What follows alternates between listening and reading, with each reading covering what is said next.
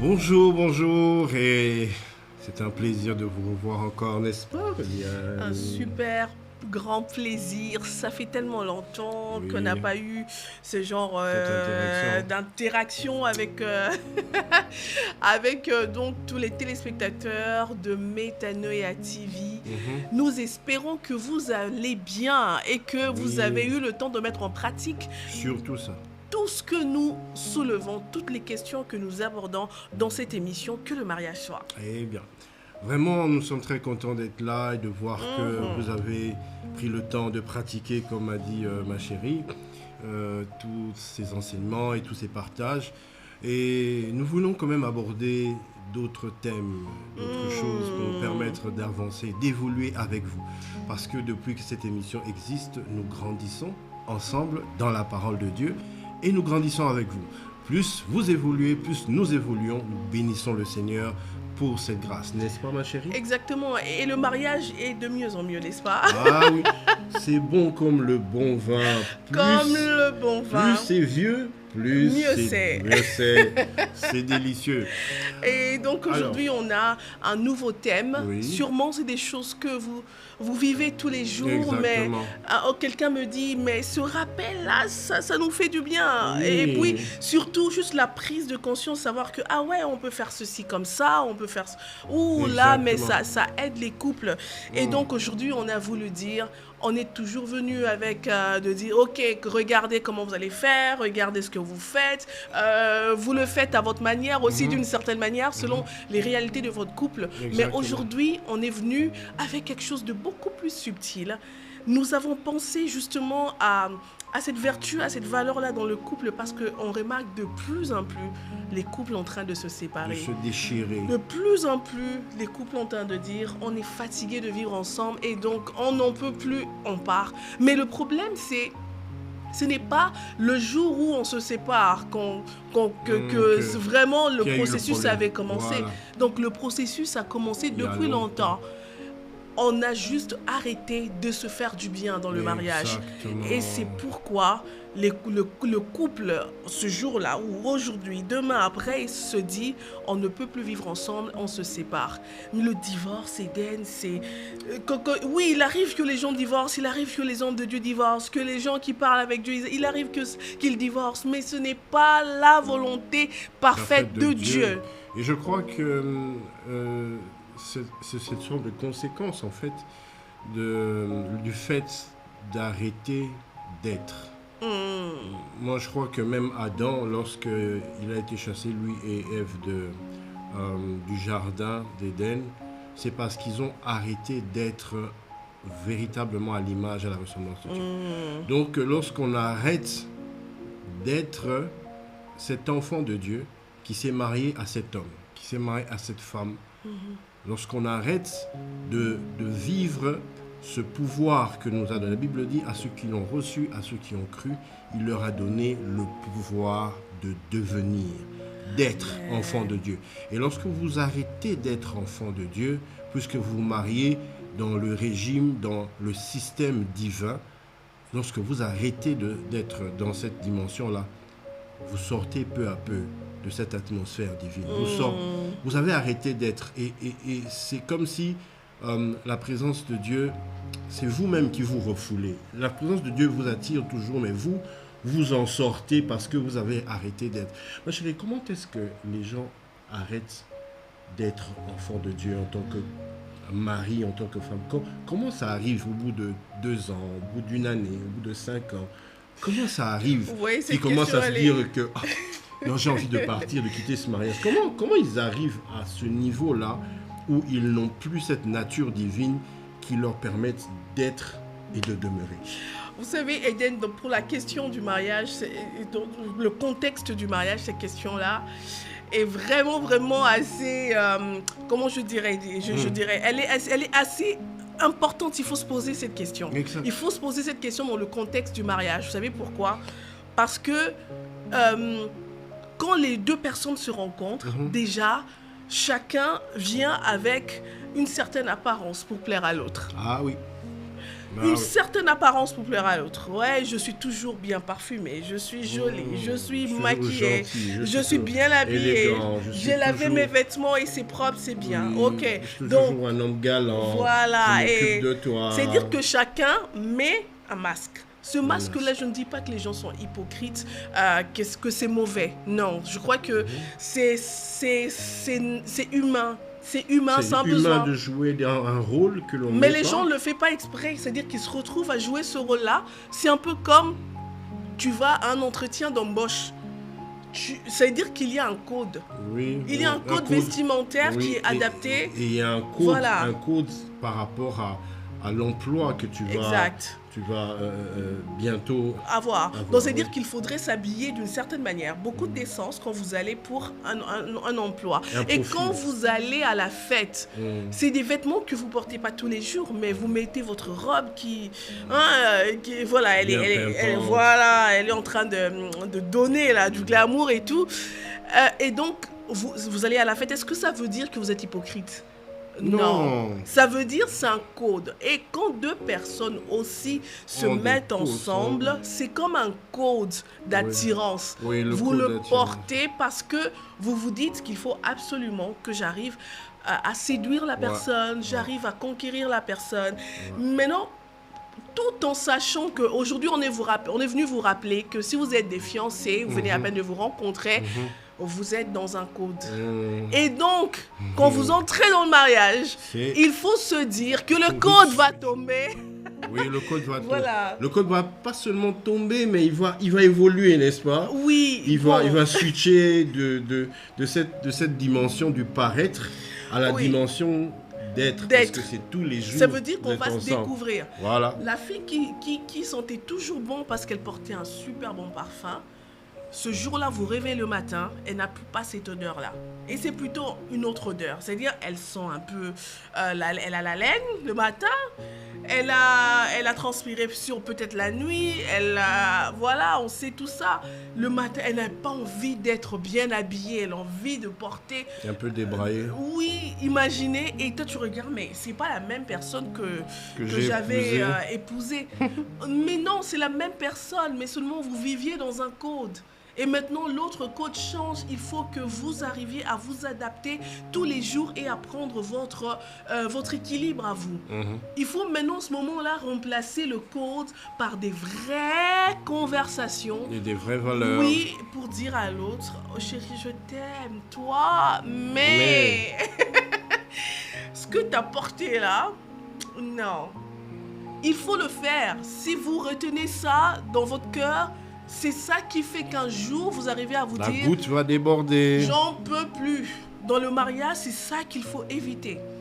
C'est comme un peu quand on se racontait, Eden, on disait... Vous voyez la petite bouteille, ou aussi de bouteille en plastique que vous tenez. La bouteille, là, elle pèse pas. Ouais, pratiquement. C'est quoi 500 millilitres. Oui, même pas un litre. Même pas. Vous la tenez comme ça pendant... Elle était vide, même si la bouteille était vide. Vous la tenez comme ça pendant 1 minute, ça va. Mais au bout d'1 heure, au bout de 3 heures, au bout de 5 heures... Et si on vous demandait de garder cette même position, vous aurez horrible, le bras qui va faire mal. Voilà, ça va s'ankyloser et puis vous aurez des crampes. Et c'est ça qui arrive dans le mariage. Dans le mariage, ce sont des petites choses cumulées comme ça qui font en sorte qu'un jour les gens disent « j'en peux plus, je n'arrive plus à supporter ça, je n'en peux plus ».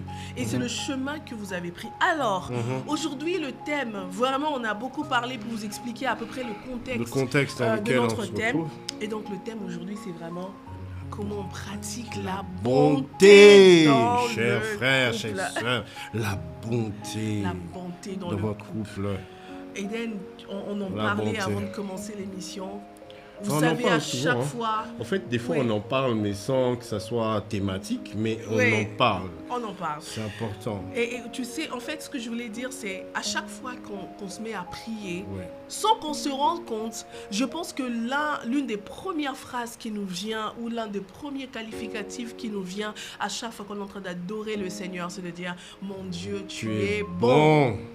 C'est dire que personne ne t'a poussé à le dire. Mais personne, ton âme le reconnaît. Tu le sais, ton âme le sait les biens. Oui, tu es un pécheur, Ouais. tu as quitté le monde de péché, le Seigneur t'a sauvé, il ne t'a pas laissé mourir, il t'a donné la vie, il marche avec toi, il se révèle à toi. Alors quand tu l'adores, Seigneur, tu es bon. La bonté de Dieu. La bonté de Dieu nous dépasse et elle est présente, elle est manifestée, elle est vraie, elle est pratiquée. Mais une question. C'est plus réel que nous. Oui. C'est tellement, ça le représente. Tu peux sentir sa bonté t'envahir, te saturer. Et tu te rends compte que si tu es là, si tu peux respirer, si tu peux même prendre ce temps pour prier, cette minute-là, c'est parce que Dieu est bon.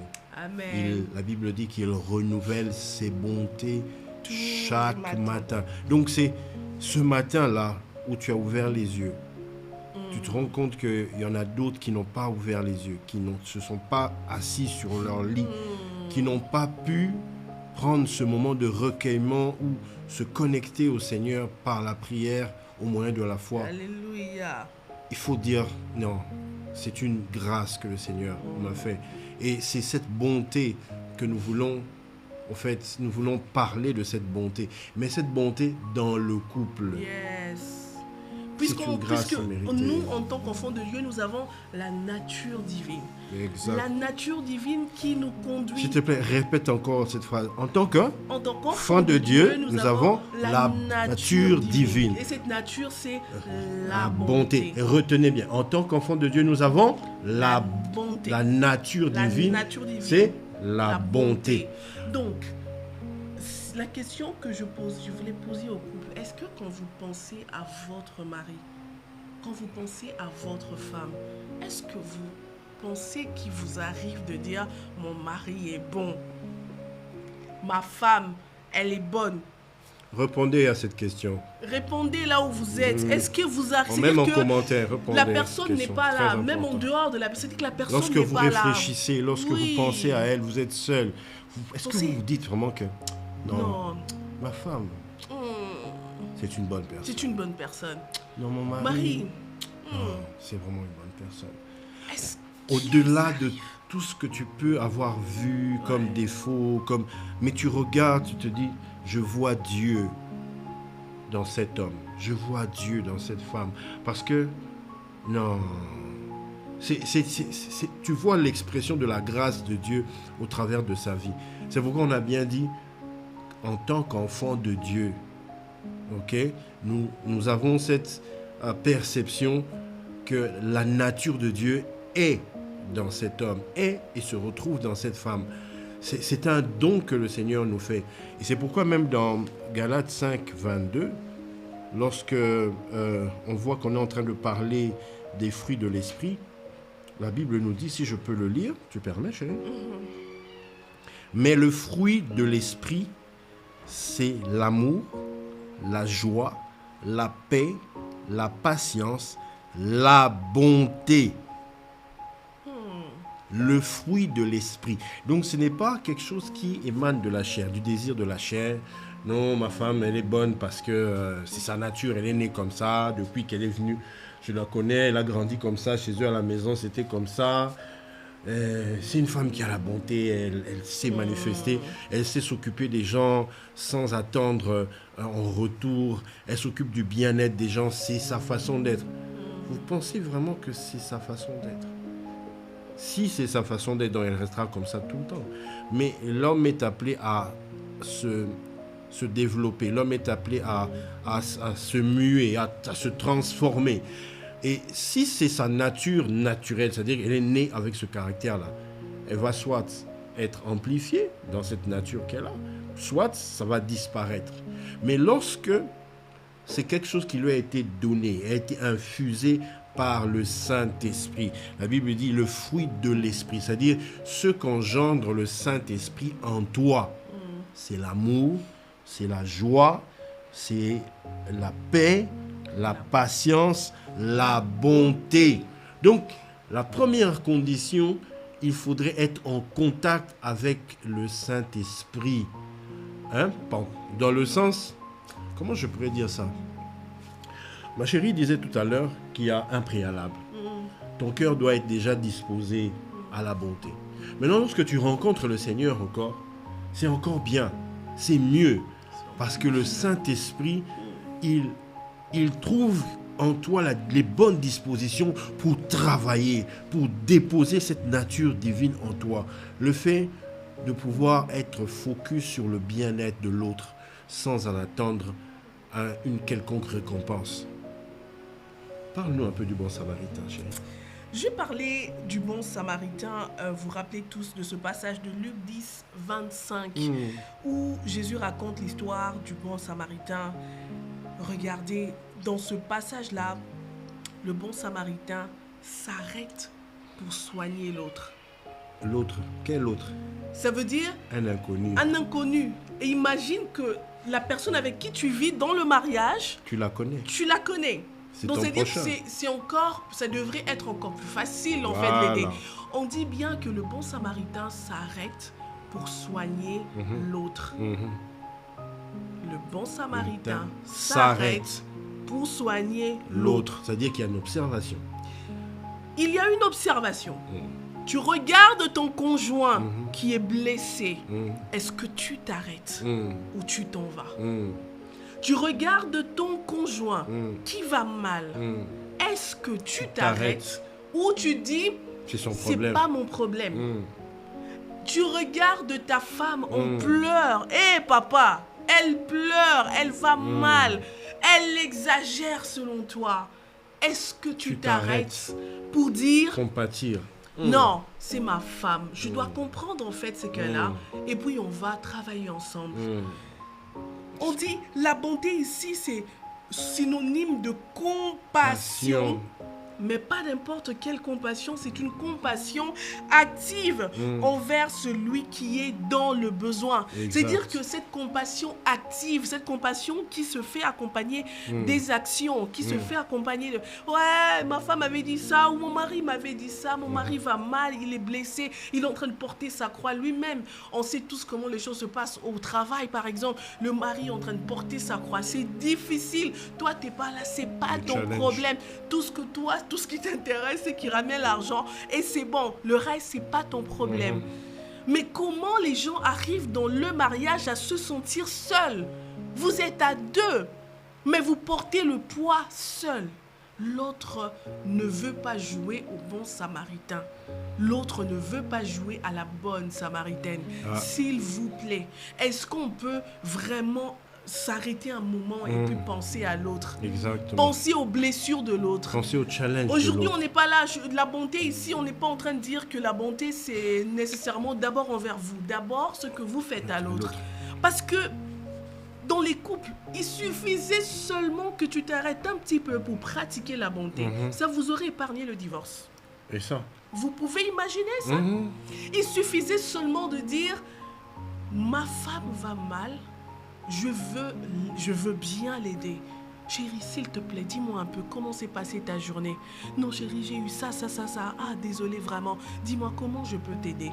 Il suffisait de ça. Elle posait la question. Pour garder votre couple encore amoureux. Il suffisait de ça pour pouvoir. Mais la bonté, on l'a balayée. On a oublié que le bon samaritain existe dans la Bible. Jésus ne nous a pas donné cet exemple, ce modèle, juste pour les gens du dehors, mais pour savoir ce que lui, il approuve, pour qu'on arrive à connaître. Il dit un cœur de compassion. Un cœur de compassion, s'il vous plaît. Sans la compassion dans le couple, vous allez vous taper.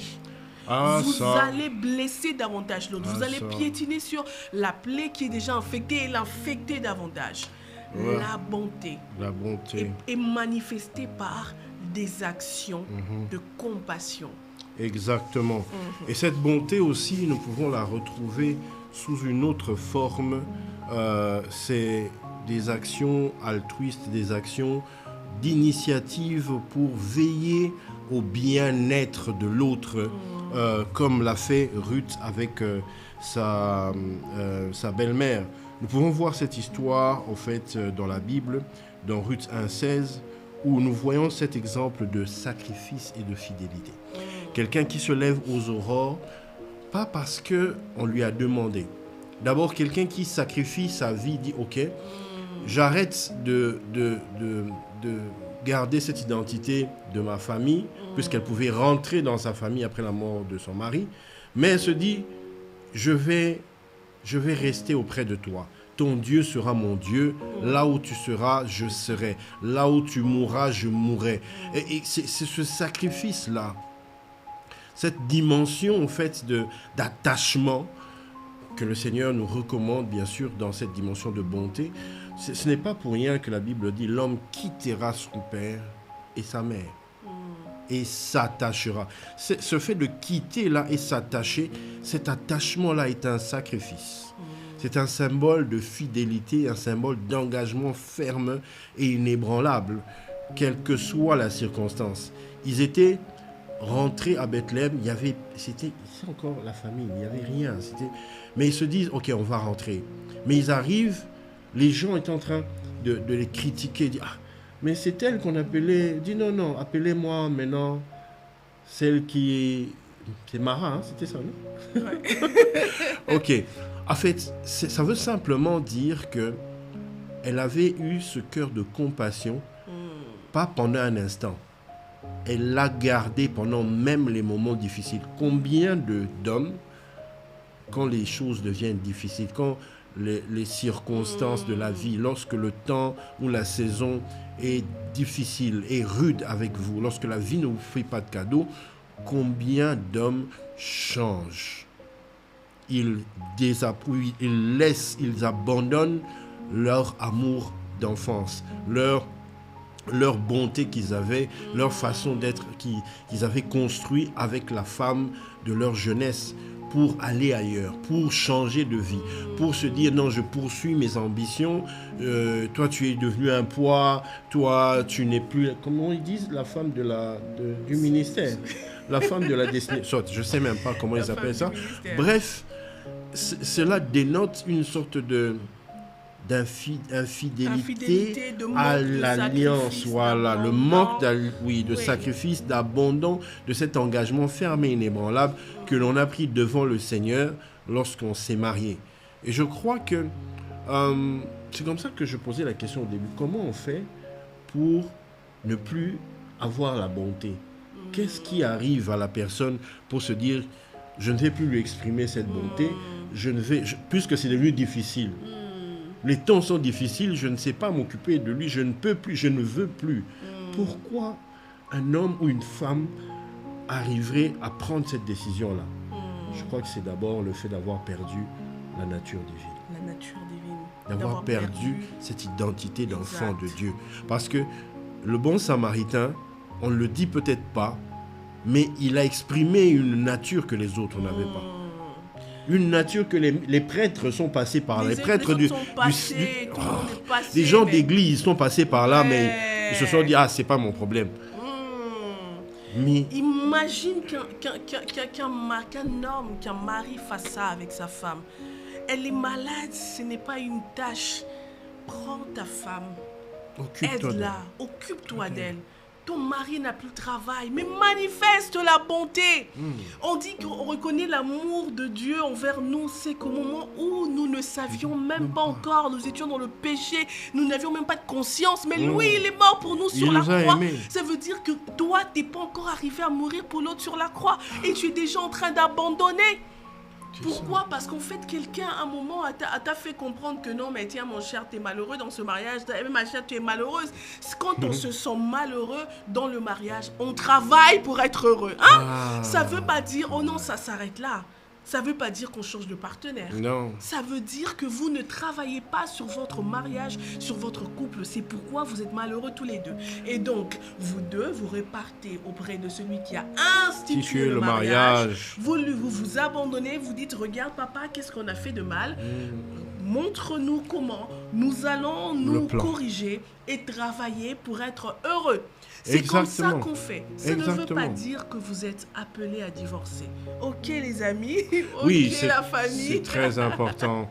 Que Dieu vous bénisse dans vos maisons, là où vous êtes, partout où vous êtes. Et c'est vraiment important, comme ma chérie vient de le dire, ce n'est pas une obligation, ce n'est pas fatal que vous puissiez arriver à des décisions irréversibles, des choses qui vont faire très mal à votre couple, à votre famille, il est plutôt conseillé de revenir vers Dieu. Nous vous demandons par les compassions de Christ, rentrez vers Dieu. Rentrez là où l'histoire a commencé. S'il y a quelque chose qui ne fonctionne pas, revenez auprès de l'usine, là où on a créé le mariage, auprès de Dieu. C'est lui qui connaît le produit. Le produit est très bon. Le produit fonctionne.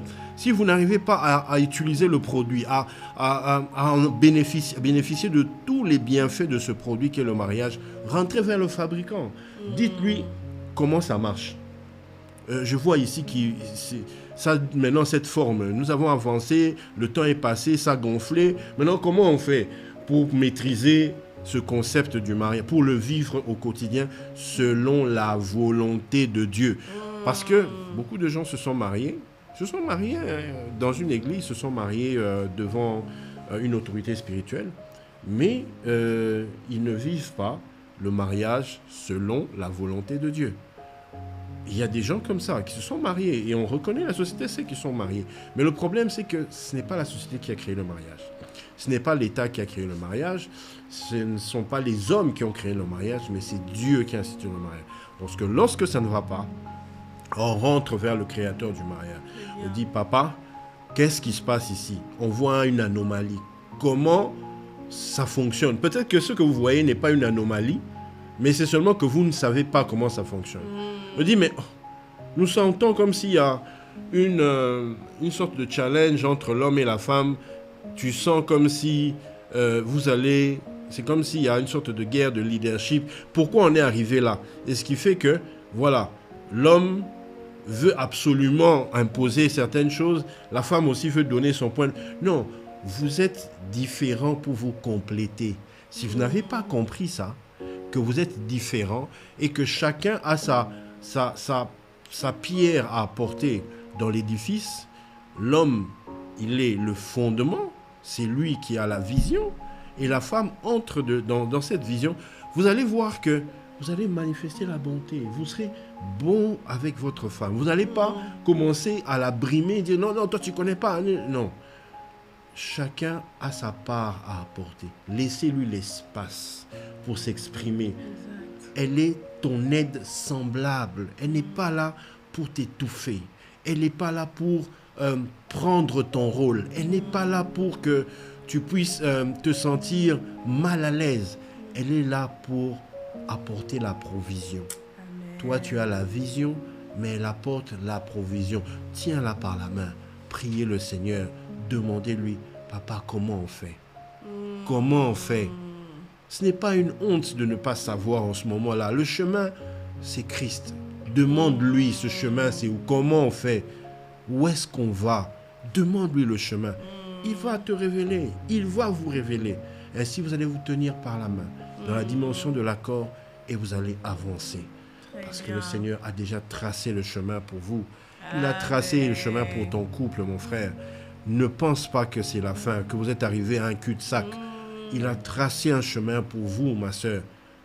Il disait encore à son serviteur, mange et bois, car le chemin est encore long. Vous allez boire dans quoi? Vous allez boire à la source de la révélation. Vous allez boire dans sa parole. Vous allez prendre les ressources dans sa parole. Vous allez prendre les ressources dans sa présence. Parce que vous avez un long chemin à faire, vous et votre femme, vous et votre mari. Et ce chemin est béni. Parce que Dieu, lorsqu'il a fait le mariage, il me dit que Dieu vit que cela était bon. C'est bon. Donc, ça résulte de la bonté. Il a vu que ça, c'est bon parce que ça vient de moi. Je suis bon. J'ai la bonté en moi. Et je manifeste ce qui est bon. Donc, ça continuera dans la bonté. Amen. Et pour que ça continue dans la bonté, restez attaché à la source de la bonté. Amen. Oh, j'aime quand tu dis ça. Toi, t'es mon pote. Ah, toi, t'es mon ami, mon pote. Ah ouais. Alors, en fait, on a parlé de la bonté qui se manifeste de deux manières. La première, c'est la compassion. Exact. La deuxième, c'est la fidélité. On a vu la fidélité de Ruth qui s'est attachée à Naomi, mais aussi le sens de sacrifice. Exactement. Vous voyez, la bonté, on parle de compassion. Soyez compatissant l'un envers l'autre, vous deux, c'est déjà un bon point. Deuxièmement, donc, ayez le sens de sacrifice. Je me donne, je me sacrifie pour l'autre, c'est important. Il n'y a pas d'amour sans ça. Et aussi la fidélité, le sens de la fidélité. Ce mot, il est tellement énorme, il est tellement... Intègre. On a pris son engagement, on le respecte jusqu'au bout. Et je voudrais aussi qu'on prenne un autre aspect de la bonté. On voit ça avec Joseph, dans Genèse 45. L'autre aspect, c'est... malgré le mal que ses frères lui avaient fait en le vendant comme esclave, Joseph a choisi de leur pardonner et de les soutenir avec une grande bienveillance lorsqu'ils sont venus chercher de la nourriture en Égypte. Donc, la bonté de Joseph a sauvé toute sa famille. Donc, Amen. il n'y a pas de bonté sans pardon ni bienveillance. Ah! Alléluia. Il n'y a pas de bonté sans pardon. Si vous ne savez pas à la fois demander pardon et si vous ne savez pas pardonner à l'autre, vous êtes en train de vous tuer. Vous avez pris juste le chemin qui va vous emmener à la séparation. En fait, regardez. Au bout de 5 ans, vous avez commencé une relation, vous étiez bien dedans, vous étiez amoureux. Au bout de 5 ans, vous avez l'impression qu'il n'y a plus d'amour. Ok, vous dites, ok, on se sépare, donc bref, vous divorcez. Tu commences une autre relation. Est-ce que ça veut dire qu'au bout de 5 ans, il y en aura toujours cet amour que tu cherchais? Ça veut dire qu'au bout de 5 ans, ça va partir aussi, mais on ne réchauffe pas son mariage avec l'amour d'attirance. On réchauffe son mariage avec l'engagement, avec le travail que vous faites ensemble. La Bible dit que votre amour doit grandir en connaissance. C'est-à-dire qu'il faut qu'il y ait beaucoup de connaissances. C'est ce qui réchauffe en fait le mariage. Beaucoup de connaissances, beaucoup de sagesse. Et quand en fait vous avez beaucoup de connaissances, beaucoup de sagesse dans votre cerveau, vous commandez à vos sentiments, de pouvoir rester, de garder la flamme d'amour pour l'autre. Ça se commande, ça ne s'attend pas, ça se travaille. Non, on ne le sent pas, on le décide. On le décide. Oui, c'est-à-dire que c'est pas, non, je sens que j'aime, non, je décide d'aimer. Parce que lorsque tu t'es marié, l'amour avait une autre dimension. Lorsque tu continues, tu veux rester marié, alors avec la décision, avec l'engagement, tu décides de rester un homme fidèle à ta femme, une femme fidèle à son mari. N'est-ce pas ce que nous dit Proverbe Proverbe 3. Oui. Ne refuse pas un bienfait à ceux qui y ont droit, quand tu as le pouvoir de l'accorder. Exact. Là, on parle encore à ceux qui sont de l'extérieur, à ceux qui y ont droit. Mais à ton mari, il fait partie des personnes qui y ont droit, mais tous les jours. Parce qu'on dit que la femme vertueuse, elle fait le bien tous les jours de sa vie. C'est ce dont je voulais parler, 31, la femme vertueuse. 31. Ouais. Donc, c'est-à-dire, elle fait le bien tous les jours de sa vie et non le mal. Ça veut dire, il n'y a pas que la femme, il y a l'homme. Vous vous réveillez le matin, je pense qu'après avoir prié, il faudrait penser à l'acte de bonté que vous allez faire à l'autre ce jour-là. Oh mon Dieu, quel exercice! Tu sais, l'acte de bonté le plus, je dirais, le plus simple que vous pouvez faire, ça vous demande même pas de l'argent. Faites un câlin à votre femme. Faites-lui un câlin. Un câlin, ça peut durer plusieurs minutes, mais ça peut aussi guérir beaucoup des méfaits, beaucoup de choses, de frustrations qu'elle pouvait avoir. Juste ce matin-là, elle se posait beaucoup de questions, elle avait les pensées troublées. Tu la prends dans tes bras, tu la serres sur ta poitrine, là, comme ça, tu la mets là, et tu la serres dans tes bras, comme ça. Elle reste là, elle entend ton cœur, comment il bat. Et à l'intérieur de toi, ça dépend, si tu es quelqu'un qui aime faire des déclarations, à l'intérieur de toi, tu déclares des bonnes choses, même si elles ne sont pas audibles, mais au moins ton cœur parle avec une dimension qui n'est pas exprimable avec des mots, mais tu dégages quelque chose et tu la prends dans tes bras et tu lui transmets ça sans les mots, mais le mariage, c'est spirituel. Et tu peux lui transmettre quelque chose, tu vois, dès le matin. Et c'est l'expression la plus simple de la bonté. Après, tu peux continuer avec des mots. Tu peux lui dire des mots qui la rassurent, des mots qui l'encouragent. Parce que c'est une nouvelle journée. Tu lui dis ce que Dieu a dit pour cette nouvelle journée-là. Pour elle, pour votre famille, tu la rassures, tu l'encourages. Et vous pouvez en ce moment-là même peut-être dire un mot au Seigneur à deux. Et la journée commence sur une belle note. Belle note. Et Voilà. tu sais, je me rappelle, Eden, la veille où je m'accusais un peu, donc la voiture, je l'ai fait entrer dans un trou. Ouais. C'est un caniveau. Désolée. C'est pas la peine d'en rajouter. Ouais. J'ai fait entrer la voiture dans un caniveau, donc et on l'a sorti. Eden n'était pas là, donc c'était une course que. Pourtant, je venais de l'église aussi, heureusement d'ailleurs. Donc, alors. C'est en roulant que finalement qu'on arriva maintenant à la maison, je me suis rendu compte que ça avait vraiment défiguré la voiture elle est jolie, mais vraiment elle était défigurée d'une certaine manière. C'était le calandre. Oui, qui est tombé. Alors ça m'a fait tellement mal au point où je suis rentrée, je me suis sentie mal. J'ai pas mangé, je me suis dit je vais aller juste dormir et oublier cette journée-là. Donc je me suis dit pourtant je suis allée à l'église, j'ai prié. Comment est-ce que j'ai pas vu vraiment ce trou et tout ça? Je me posais tellement de questions, il fallait pas aller à l'église ou quoi que. Je me posais des questions mais j'allais mal. Ensuite, vous savez, le lendemain, j'étais au travail en train de parler à une collègue, mais je lui ai dit Eden, la manière dont il est venu me parler alors que j'étais sur le lit, il n'est pas venu me dire « Mais je t'avais dit, on a dit Canada !» C'était pas ça, c'était genre « Je te connais plus forte que ça. Pourquoi tu as cette attitude? Moi, j'aime bien te voir joyeuse. Tu peux pas gâcher ton humeur à cause de ça. Tu peux pas... » Tu sais, le gars, il est venu, il a prié pour moi, il m'a pris dans ses bras. Je me suis dit, c'est vrai que je faisais genre, il faut que je continue avec mon mood. Mais ce geste-là m'a tellement marqué. Je me suis dit que les couples devraient se faire du bien dans ce sens-là. Merci beaucoup, ça m'a relevé. Je t'en prie. Ça m'a relevé et je me suis surprise en train de raconter ça à une collègue. Je me suis dit, mais il faudrait que les couples arrivent à avoir des moments de bonté qui poussent l'autre à raconter ça. C'est comme quand tu pries, Seigneur, tu es bon. Je viens témoigner de la grandeur de Dieu parce qu'il a été bon pour moi. Il faut qu'on arrive à être tellement rempli des actes de bonté que l'autre fait et qu'on se sente même pas obligé, mais c'est-à-dire que ça coule de soi-même. Ça déborde au point d'en parler pour dire, mais écoute, ma femme, ce qu'elle m'a fait... Mon mari, il a fait pour moi, c'est incroyable. Non, mais ça ne viendra pas que juste parce que vous vivez ensemble, parce qu'elle est ta femme, parce qu'il est ton mari. Mais il faut qu'il y ait l'intentionnalité dans l'acte. C'est-à-dire qu'il faut que ce soit intentionnel. Aussi calculé, c'est pas impossible. Calculez vos actes de bonté.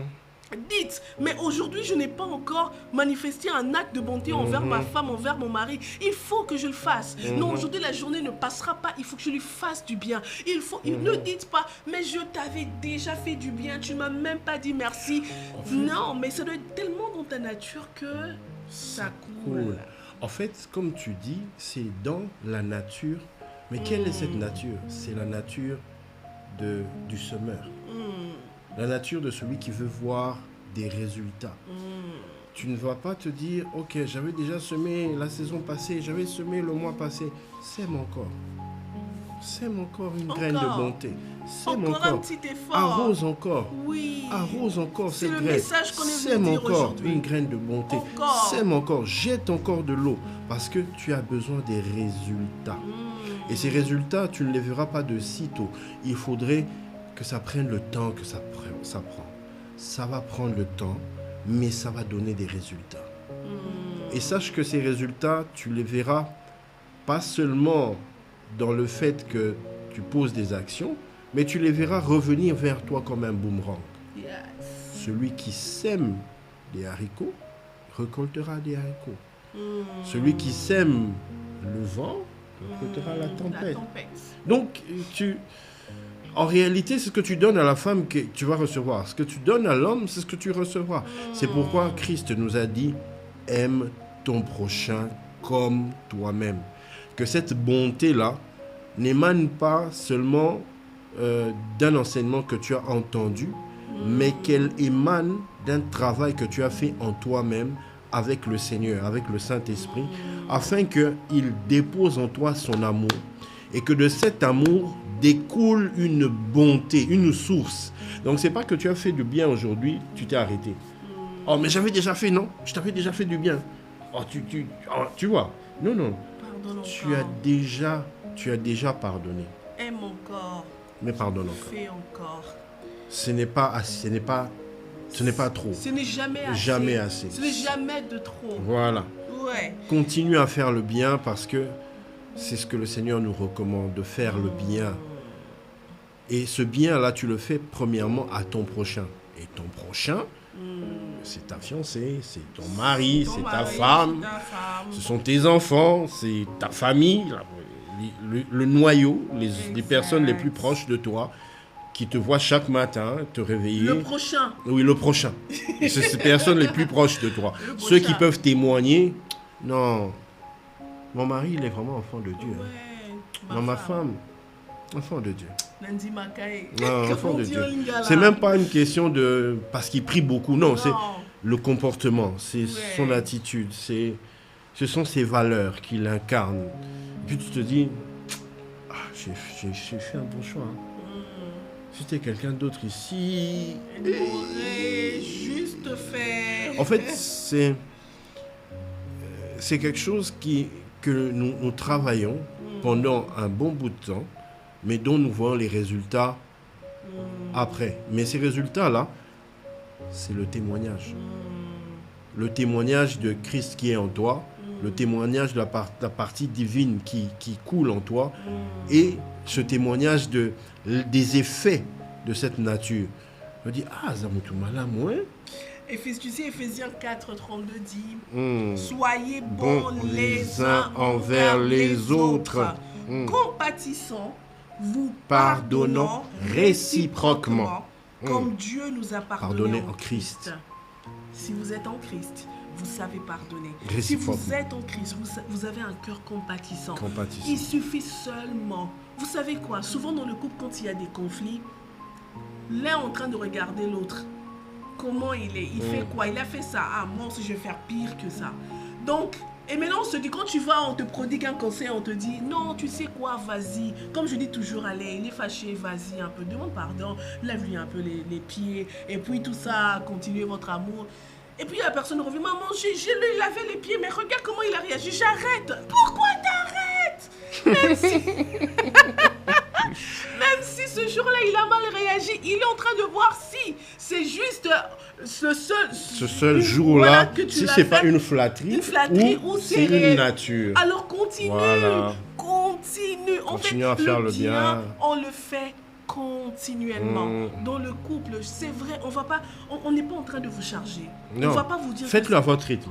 Faites-le selon votre. On ne dit pas non plus que c'est facile parce que nous-mêmes, on est à deux, on sait ce que c'est, on sait combien il y a des pesanteurs, il y a la pesanteur, il y a les épreuves, il y a quelquefois l'autre qui t'énerve, il y a des égos et tout ça, mais quand tu reviens en toi et tu sais que tu es enfant de Dieu, mon cher, ma chère, laisse tomber cette nature-là. Fais ton travail. Oui, laisse tomber cette nature d'orgueil, d'égo. Laisse tomber cet égo-là. Vas-y, crucifie-le. Et puis, vas-y et dis, chérie, pardonne-moi. Exactement. Chérie, je ne veux plus refaire, s'il te plaît. Je veux qu'on reparte à zéro. Je veux vraiment mettre tout mon moi dans cette relation. Et viens, on va prier, on va demander la force du Seigneur. Demander la force du Seigneur pour le faire. Parce que seul... Dieu. On n'y arrivera pas. C'est vrai que lorsqu'on construit le mariage, on se dit, je vais le faire, mais tu vas le faire avec tes propres forces, avec tes propres moyens, avec ton intelligence, avec ta sagesse. Imagine. Il y a beaucoup de gens, après une année de mariage, ils se disent, ils regrettent. Pourquoi? Parce qu'ils ont fait ça avec leurs propres forces. Quand je dis leurs propres forces, c'est-à-dire, il y a des choses dans le mariage qui dépassent le côté naturel, le côté physique. Ce n'est pas avec seulement le physique que tu le fais. Il y a une dimension supérieure qui est surnaturelle, qui est spirituelle. Et c'est cette dimension-là, d'ailleurs, par laquelle il faut commencer afin que le côté naturel, le côté physique soit maîtrisé, soit satisfait. Vous imaginez un homme qui travaille toute la journée, il a beaucoup travaillé, il est fatigué et tout ça. C'est vrai qu'il a beaucoup travaillé. C'est vrai que la journée était rude. Mais le soir, la femme a besoin d'elle. Le soir, la femme a besoin d'un moment privilégié. Vous le savez, chère mari, chère femme, ce moment où il faut que tu remplisses un devoir, je ne dirais pas seulement un devoir, un moment conjugal de qualité.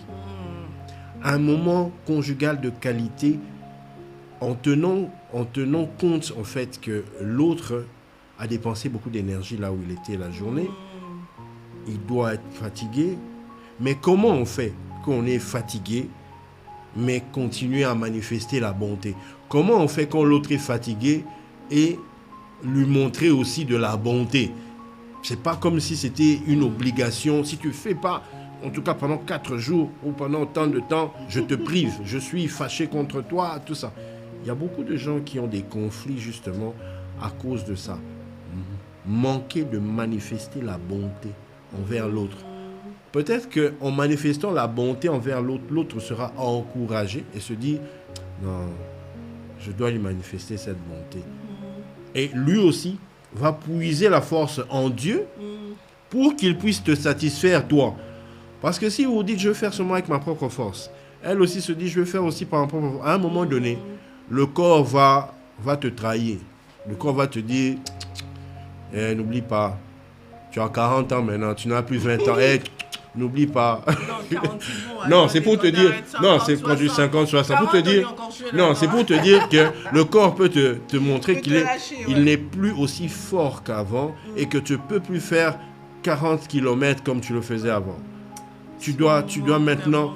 Alors, au lieu d'attendre que l'âge puisse te rappeler que le corps est limité, puise tes ressources. Tu as encore 20 ans, tu viens de te marier, tu as encore 30 ans, tu as encore je ne sais pas quel âge tu as. Puise déjà tes ressources, ta force en Dieu. Puise tes ressources pour faire du bien à l'autre en Dieu. Ne les puise pas en toi-même. À un moment donné, tu seras vide. Souvenez-vous du mariage des noces de Canaan dans Jean 2. Ils avaient du vin, ils ont acheté le vin, ils ont mis le vin, c'était bien, la fête était magnifique, les gens étaient contents. Mais à un moment donné, le vin eut à manquer. La Bible dit le vin eut à manquer. Il n'y avait plus de vin. C'est comme votre force que vous avez au commencement, vous êtes fougueux, tout ça. Je vais plaire à mon mari, je vais plaire à ma femme. À un moment donné, le corps te dit, hey, c'est le corps. L'âge, c'est telle chose, c'est telle chose. Peut-être qu'avec le sport ou moins de sport, bon, bref, le corps vous fait des caprices. Et vous n'arrivez pas à manifester ces dons. Pas parce que vous ne voulez pas, mais le corps vous dit,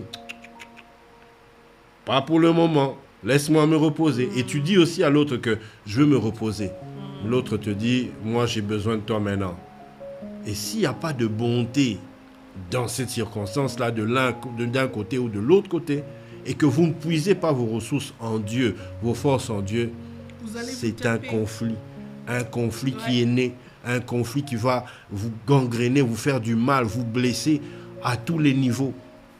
Je dis non, elle n'est pas bien. Pourquoi elle n'est pas bien? Ah non, dans l'intimité, elle est toujours fatiguée. Non, elle n'aime pas. Non, elle ceci. Non, lui, il revient du travail. C'est toujours un peu des raisons. Et quand il n'y a pas la bonté manifeste qui provient de l'amour que Dieu a mis en vous, de votre nature d'enfant de Dieu, vous n'allez pas vous en sortir. Et donc, ça, c'est vraiment une phase, rien que ça, c'est vraiment une facette. Oui, une facette de la bonté qu'on a abordée. Et à la prochaine émission, on va encore repartir sur une autre facette, mais cette fois-là, un peu plus pratique. Comment on pratique cette bonté? Quels sont les gestes au quotidien? Par où ça commence? Comment on le fait de manière concrète? Oui, on est enfant de Dieu, oui, mais attends, bonté, bref, comment on fait? Donc, on va aller vraiment un peu plus en profondeur détail. Avec des actions. C'est vrai qu'on a beaucoup parlé, on n'a pas vu le temps passer. Aussi. Et des exercices aussi importants à faire chez vous parce qu'il faut que vous réussissiez votre mariage. C'est une obligation, c'est un devoir, c'est une responsabilité, c'est un engagement. En tant qu'enfant de Dieu, le Seigneur vous appelle à réussir votre mariage. Faux. Et pour le réussir, comme on l'a dit au départ, rentrer vers lui. Ne pas se séparer de Dieu, ne pas aller loin de lui. On a beaucoup parlé aujourd'hui, le temps s'est écoulé, on ne l'a pas vu passer, n'est-ce pas chérie? On l'a pas vu passer. Mais je crois qu'on va continuer parce que voilà, on aime bien être avec vous, on aime passer ce temps dans la présence de Dieu, partager la parole de Dieu, parler du mariage, aller dans la profondeur pour que Dieu puisse nous révéler à nous aussi. Ne pensez pas que lorsqu'on parle comme ça, ce n'est qu'à vous qu'on parle. Non, cette parole nous enseigne, nous aussi. Cette parole nous comment je peux dire, elle nous taille aussi, elle arrive aussi à nous illuminer. Nous pouvons voir clair et tu tiens, mais on a parlé de ça, ok, mais on revient dessus. En fait, c'est ça l'exercice, c'est partager la parole de Dieu. C'est comme on dit, hein, ton compagnon est celui avec qui tu partages le pain. Et le vrai pain, c'est la parole de Dieu. Dans le couple, ce que tu partages le plus avec ton conjoint, ça doit être cette vérité qui est la parole de Dieu, qui nous permet de vivre un amour vrai, un amour pur, un amour au milieu de ce cadre de bonheur que Dieu a créé, le mariage divin. Voilà. Appliquez la bonté chez vous. Appliquez la bonté. Appliquez la bonté. Soyez inspirés. Laissez le Saint-Esprit vous inspirer. Je veux être une personne qui pratique la bonté dans son couple. Vous allez voir comment tout deviendra un peu plus... Vous voyez, il y aura un chemin qui va se créer là dans votre couple. Ce chemin qui mène vers le vrai amour, ce chemin qui mène vers la vraie réussite. Exactement. Vous savez, quand aujourd'hui, de plus en plus, le monde nous montre que réussir sa vie, c'est avoir beaucoup d'argent. Mais après, les gens qui ont beaucoup d'argent savent que j'ai eu cet argent, mais pourquoi j'ai toujours ce vide dans moi? Pourquoi j'ai toujours ce vide dans mon cœur? Parce qu'en fait, l'argent, on doit l'avoir pour arriver à accomplir des objectifs, atteindre une destinée, mais c'est pas ça l'objectif en fait de la vie d'un humain. Et c'est quoi l'objectif? Réussir son mariage, réussir sa vie de famille, réussir sa destinée, accomplir ce à quoi on est appelé sur terre. Oui, et une fois que vous l'avez fait, c'est là où vous commencez réellement à dire tout est accompli comme votre Christ sur la croix. Alors, pour tout accomplir, je crois qu'il faut commencer par un point de départ, c'est rencontrer celui qui a tout accompli. Et c'est Christ.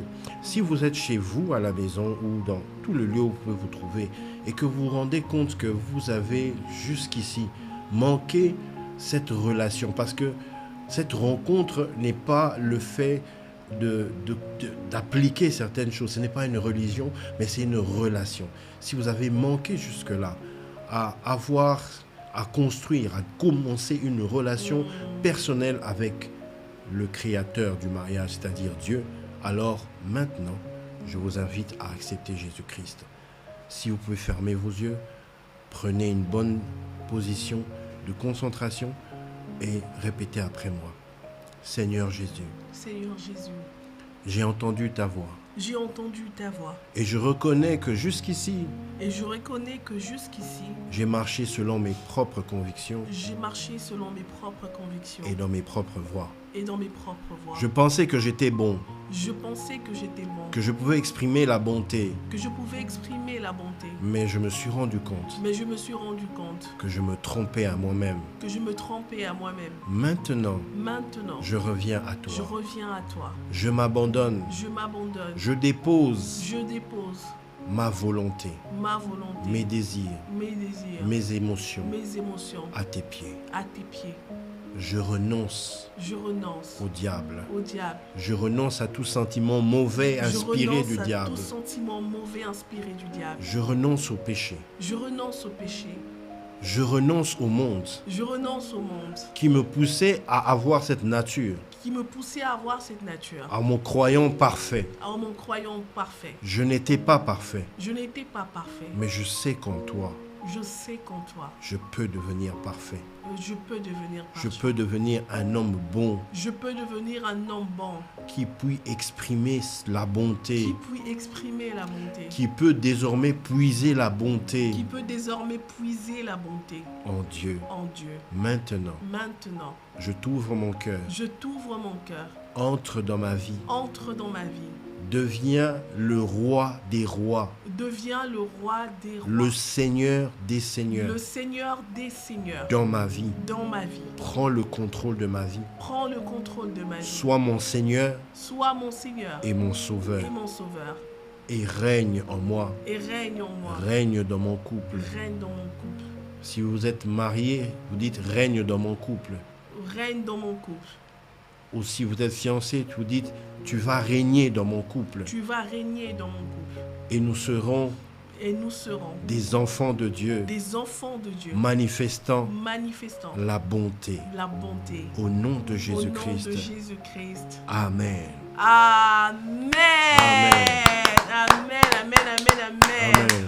Maintenant que vous êtes enfants de Dieu, maintenant que vous avez accepté Christ, puisse-t-il se manifester en vous par ses fruits, par les fruits de l'esprit, puisse-t-il se manifester en vous en vous donnant sa nature, son Amen. caractère à lui, Amen. en vous donnant ses pensées à lui, qu'il prenne le contrôle Yes. de vos envies, de vos désirs, de ce que vous aimez, et qu'il vous arrive, qu'il vous aide à réaliser les valeurs de la Exact. personne avec qui vous vivez. Exactement. Personne n'est... Vous savez que tout le monde a ses valeurs, tout le monde a ses qualités.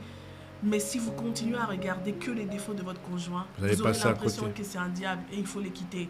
Mais il suffit seulement que vous commenciez à regarder les valeurs qu'il y a en lui, à regarder ses qualités à lui. C'est alors que votre mariage commence à prendre une autre tournure. Exactement. Vous n'avez pas été vraiment créé, ni vous n'êtes même pas dans ce mariage-là pour souffrir. Vous êtes là parce que le Seigneur veut manifester aussi sa bonté Envers vous. Mhm. Devenez bon envers l'autre et vous verrez comment le Seigneur sera bon envers vous. Que Dieu vous bénisse Soyez bénis. et accompli. Amen. Amen.